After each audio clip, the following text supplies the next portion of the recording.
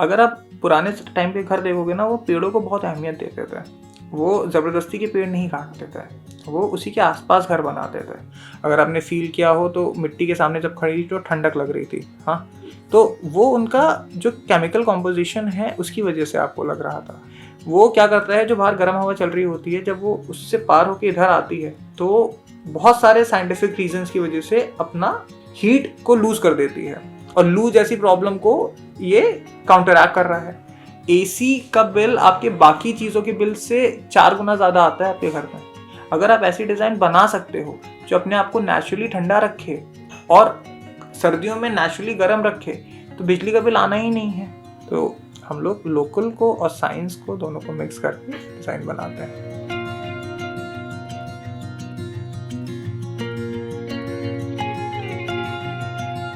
हम लोग ऐसा काम करते हैं जो कंटेक्स्ट के हिसाब से बैलेंस हो, एनवायरनमेंट के लिए फ्रेंडली हो, और हम लोग के कल्चर और हेरिटेज को साथ में लेके चले।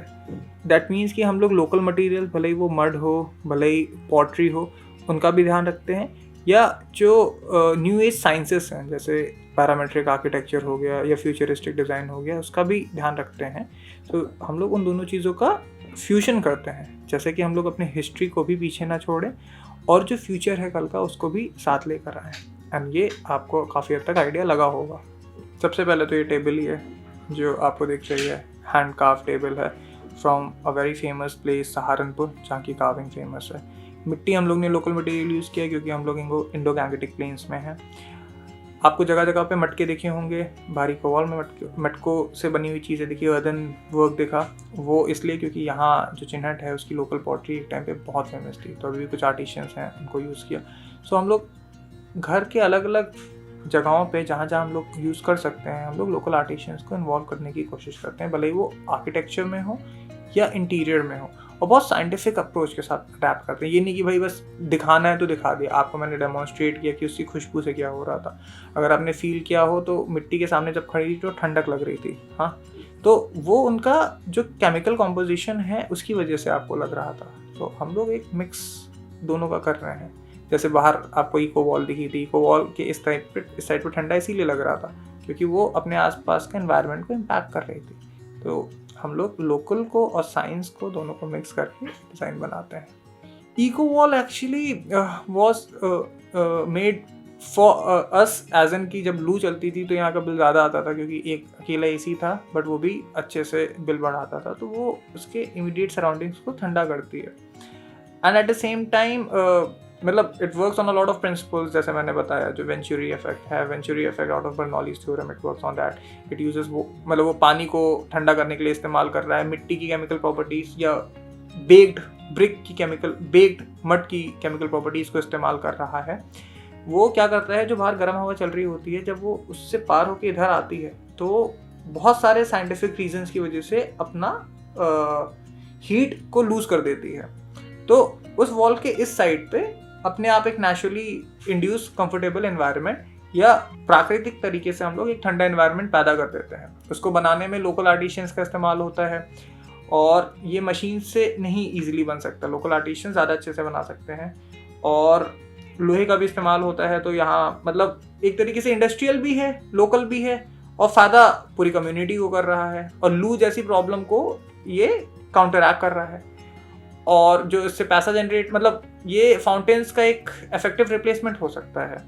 तो आने वाले समय में जो फाउंटेन्स लोग लगा रहे हैं जो लाखों में जाती है, उसकी जगह ये कुछ हज़ारों की ही है। सो मतलब ऑलमोस्ट 25% ऑफ द कॉस्ट की है।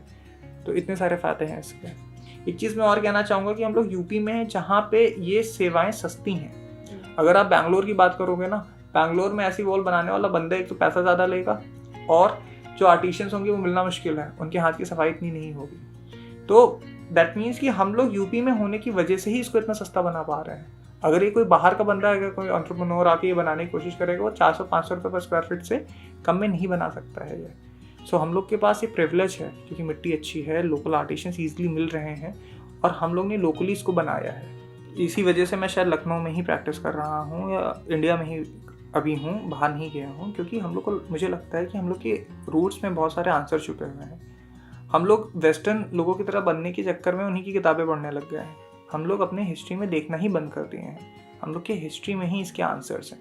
अब आपने कहा सस्टेनेबिलिटी की बात की, अगर आप पुराने टाइम के घर देखोगे ना, वो पेड़ों को बहुत अहमियत देते थे। वो ज़बरदस्ती के पेड़ नहीं काटते थे, वो उसी के आसपास घर बनाते थे। आंगन में पेड़ होता था, बाहर बगीचों में पेड़ होता था, जो कॉमन कम्युनिटी स्पेसेस है वहाँ पे पेड़ पौधे होते थे। बहुत ऑर्गेनिक तरीके से हम लोग ग्रो करते थे, जिसकी वजह से वो बहुत सस्टेनेबल डेवलपमेंट था। अब आज के टाइम पे वैसा नहीं है।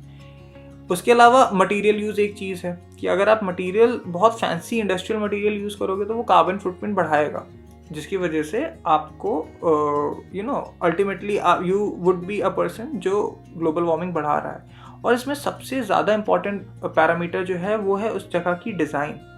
अगर हम लोग, जैसे मैंने कहा ना, आर्किटेक्चर तब नहीं था जब बिजली थी, बिजली के आने से पहले से था। तो अगर हम लोग वापस ऐसी बिल्डिंग्स बनाने लग जाएं जो रिस्पॉन्स दें उस चीज़ को, तो ऑटोमेटिकली आप बिजली का यूज़ कम करोगे, एसी का यूज़ कम करोगे, कितनी सारी चीज़ें हैं जो आप कम यूज़ करोगे। एसी का बिल आपके बाकी चीज़ों के बिल से 4 गुना ज़्यादा आता है आपके घर में। मतलब अगर एसी का बिल आपका 4,000, अगर आपका बिल 4,000 रुपये आ रहा है तो 3,000 रुपये तो सिर्फ एसी का बिल आ रहा होगा। तभी तो विंटर्स में अचानक से बिल घट जाता है, और फरवरी और मार्च में तो कुछ भी नहीं आता किसी का बिल। क्यों नहीं आता? क्योंकि एसी नहीं चल रहा है, हीटर नहीं चल रहा है। अगर आप ऐसी डिज़ाइन बना सकते हो जो अपने आप को नेचुरली ठंडा रखे और सर्दियों में नेचुरली गर्म रखे, तो बिजली का बिल आना ही नहीं है। और आपको पता है एसी में जो बिल आता है वो एसी का नहीं होता है, वो कंप्रेसर का बिल होता है जो बाहर लगा होता है। जितना ज़्यादा कंप्रेसर चलेगा उतना बिल आएगा। तो आप बेसिक फंडामेंटल अगर डिज़ाइन में सही रखे हो और डिज़ाइन अपने आप को रेगुलेट कर पा रही है मौसमी चेंजेस के हिसाब से, आपका बिल ज़्यादा आएगा ही नहीं।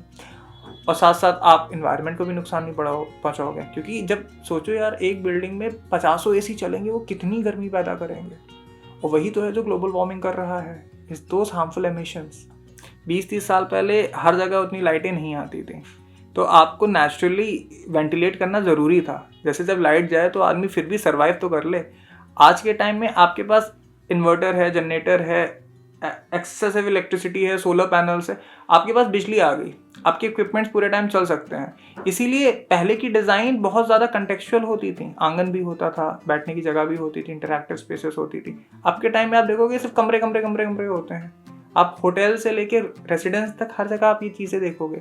आप जितने भी बड़े होटल्स देखोगे उसमें फिक्स क्लासेस होते हैं। क्यों होते हैं? क्योंकि they are completely relying on equipments and on appliances, on artificial ways of cooling. तो वो पहले नहीं था, इसीलिए पहले लोग लॉजिकल डेवलपमेंट ज़्यादा करते थे, अब थोड़ा सा फैंसी डेवलपमेंट ज़्यादा करते हैं।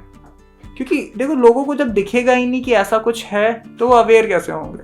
वो जहाँ पे भी जाते हैं उनके दिमाग में एक टिपिकल इमेज होती है कि घर तो यही होता है। आप लोग के दिमाग में भी आई एम वेरी श्योर होगी, जो शायद अगर मैं आप लोग को किसी भी प्रोजेक्ट पे भेजूंगा आपकी तुरंत बदल जाएगी कि ये भी हो सकता है।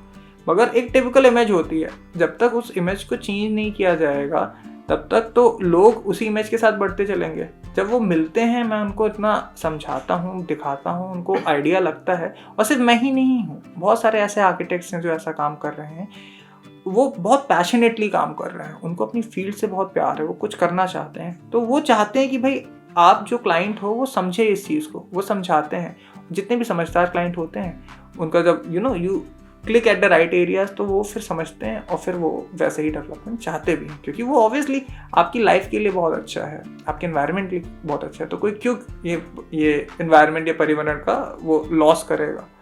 तो वो फिर चाहते हैं कि हाँ, आप वैसा ही घर बनाइए जैसा आप सोच रहे हो, और वैसा ही बनता है और अच्छा बनता है। And I have recently won an award for one of the houses as well. तो वो इसीलिए तो जीता हूँ क्योंकि वो अप्रोच ही है जो सारा डिफरेंस लाती है।